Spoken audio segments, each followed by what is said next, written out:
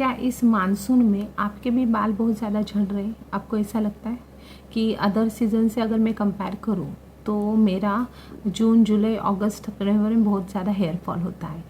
तो ये रीज़न है गाइस कि मानसून में आपका ही नहीं हर एक का हेयर फॉल ज़्यादा होता है। जैसे कि हमें पता है नॉर्मली हर एक सीज़न में हमारे 50 से 100 बाल झड़ते हैं, वैसे ही मानसून सीज़न में हाई ह्यूमिडिटी के कारण हमारे 250 से लेके 300 तक बाल झड़ते हैं और ये भी बिल्कुल नॉर्मल है।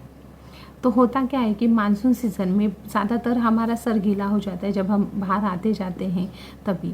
तो ये बारिश का जो पानी होता है गंदा मतलब एसिडिक वाटर होता है, तो उससे आपके बालों में नमी बढ़ जाती है और नमी बढ़ जाती है तो फंगस के लिए तो ये बहुत अच्छा इन्वायरमेंट होता है। तो उसके वजह से डैंड्रफ की भी प्रॉब्लम बहुत सारे लोगों की बढ़ जाती है। बहुत सारे लोगों के इस रीज़न के वजह से हेयर रूट भी वीक हो जाते हैं। तो इसके लिए हेयर फॉल मानसून सीज़न में हर एक का होता ही होता है। बहुत सारे लोगों के ये भी होते हैं कि मैडम हम तो मानसून सीज़न में भी ऑयलिंग कर रहे हैं फिर भी हमारे बाल झड़ रहे हैं। तो इसके पीछे एनवायरनमेंट ये रीज़न होता है। एनवायरनमेंट ही नहीं गाइस, मैंने जैसे लास्ट वीडियो में भी बताया था, पोल्यूशन, आपका जेनेटिक, आपका डाइटरी और हर रोज़ हमारे शरीर में होने वाले बदलाव, ये सारे कारण होते हैं हमारा हेयर फॉल होने के लिए। और एक चीज़ होती है मानसून सीज़न में मैं हमेशा सजेस्ट करती हूँ कि जिन लोगों को डैंड्रफ की प्रॉब्लम है ऑयल ना करें, ज़्यादा ऑयलिंग करने की ज़रूरत नहीं। मतलब हमारे जो आयुर्वेदिक में भी है कुछ मिथ है कि ज़्यादा ऑयलिंग अगर हम करेंगे तो डैंड्रफ निकल जाएगा, तो ऐसा नहीं होता गाइस। डैंड्रफ का रूट कॉज होता है फंगस। अगर आपकी स्काल्प भी अगर ड्राई है किसी वजह से तो भी आपको डैंड्रफ की प्रॉब्लम हो सकती है।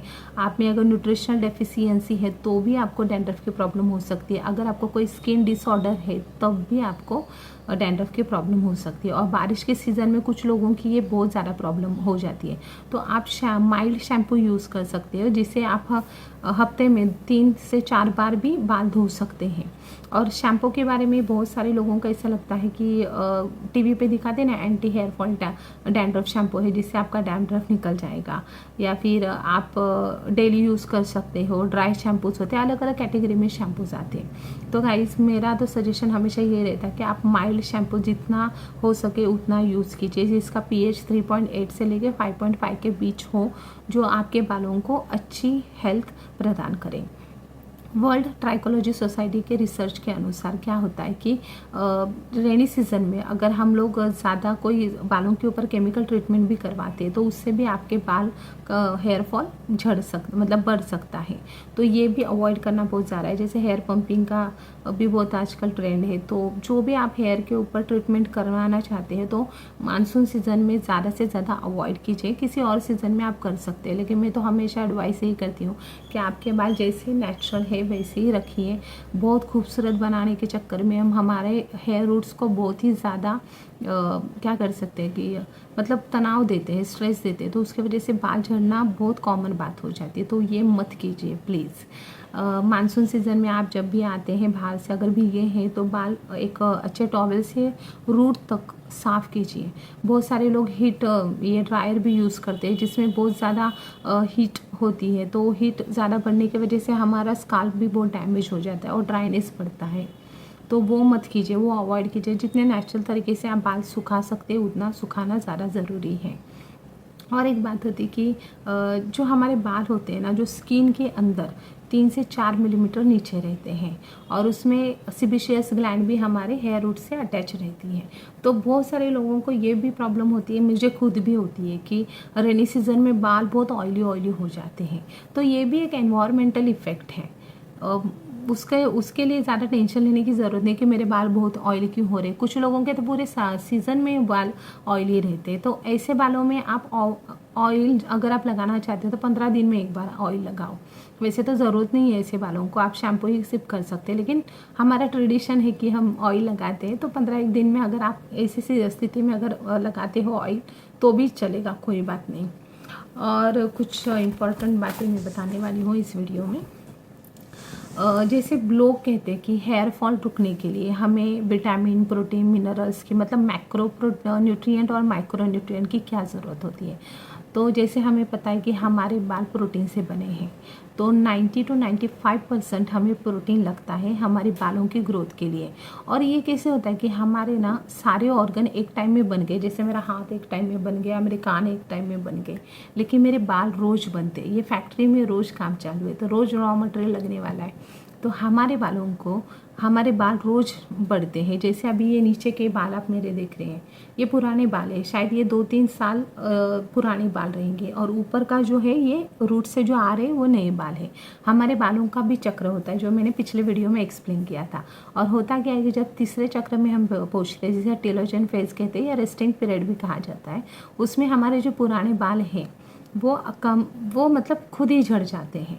तो ये नॉर्मल बात होती है, इसलिए ये साइंटिफिकली प्रूव है कि आपके बाल 50 से 100 झड़ते ही झड़ते हैं। और जिनके बाल उस थर्ड पीरियड में, रेस्टिंग पीरियड में पहुँचे हैं, तो वो झड़ेंगे ही झड़ेंगे। तो ऐसा दुनिया का एक आदमी नहीं जिसका एक भी बाल झड़ता नहीं, वो 101% झड़ते हैं। ये हमारे मतलब बालों का नेचर ही है। और बहुत सारे लोगों को मानसून में भी ये प्रॉब्लम होती है कि फ्रीजीनेस पड़ता है, तो आप आपके बालों के ऊपर सीरम भी अप्लाई कर सकते हैं, या हमारे यहाँ पे हेयर मिस्ट स्प्रे भी है, मैंने पिछले वीडियो में भी कहा था। आपको रूट के ऊपर अप्लाई नहीं करना है, आप अपने बालों के ऊपर नीचे के भाग में आप वो सीरम यूज़ कर सकते हैं, जिससे आपका फ्रीजीनेस भी कम हो जाएगा।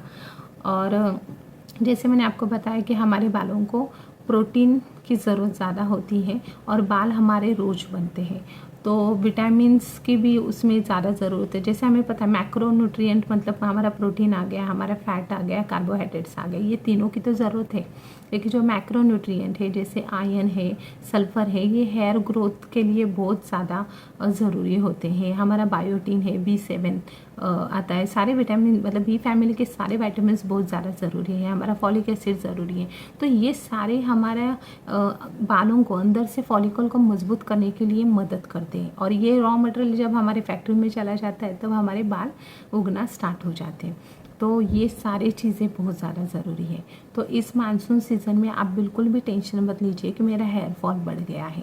और एक लोग मुझे हमेशा पूछते हैं कि मैडम अगर सप्लीमेंट्स लेने से या फिर मेरा डाइट ठीक करने के बावजूद भी अगर मुझे यहाँ पे गंजापन आ रहा है, या मेरा पूरा स्काल्प पूरा तरीके से दिख रहा है, तो याद रखिए डॉक्टर भी आपको सजेस्ट करते हैं, जब तक आपका जहाँ पे भी बाल या गंजापन जहाँ पे आया है 80% अगर आपके बाल निकल गए हैं, तो उस केस में आपकी सर्जरी ज़रूर हो सकती है।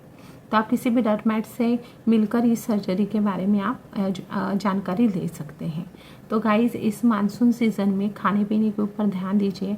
डाइट बहुत इम्पॉर्टेंट होता है। मैं हमेशा कहती हूँ कि हमारे नेचर ने हमारा शरीर कैसे बनाया कि जब भी हमारे शरीर में कोई भी गड़बड़ी हो जाती है, तो हमारा शरीर सबसे पहले महत्वपूर्ण ऑर्गन को सप्लाई करना स्टार्ट करता है, फिर वो शायद विटामिन हो, प्रोटीन हो, या ब्लड सप्लाई है, और एंड में वो बालों के और स्किन की तरफ ध्यान देता है। हमारे शरीर को बाल और स्किन ज़्यादा प्रायोरिटी नहीं देते, वो एंड में प्रायोरिटी देते, लेकिन हम सभी लोग मतलब हम बालों को और स्किन को बहुत ज़्यादा प्रायोरिटी देते हैं।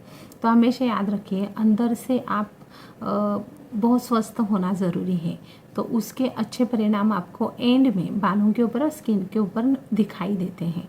तो हमेशा ये याद रखिए कि अच्छे डाइट खानी है, हेल्दी लाइफस्टाइल अडॉप्ट करनी है, हेल्दी फूड आपको खाना है। तो इस मानसून में आपके बालों को और भी मजबूत बनाइएगा। जैसे आपको पता है ऑयल, शैम्पू, सीरम और tablets, anti hair fall tablets हमारे वो सारे उपलब्ध हैं। अगर जानकारी आपको ज़्यादा चाहिए तो नीचे दिए हुए नंबर पर आप कॉल कर सकते हैं। Thank you.